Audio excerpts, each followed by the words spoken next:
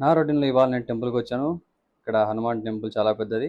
ఇది సనత్ నగర్ జగ్ కాలనీలో ఉంది. అండ్ ఇక్కడ హనుమాన్ ఒక్కటే కాదు, ఆల్మోస్ట్ అన్ని టెంపుల్స్ ఉన్నాయి. అలా అయితే నేను లోపలికెళ్ళాను. వెళ్ళిన తర్వాత అరే! తొలి ఏకాదశి ఇవాళ.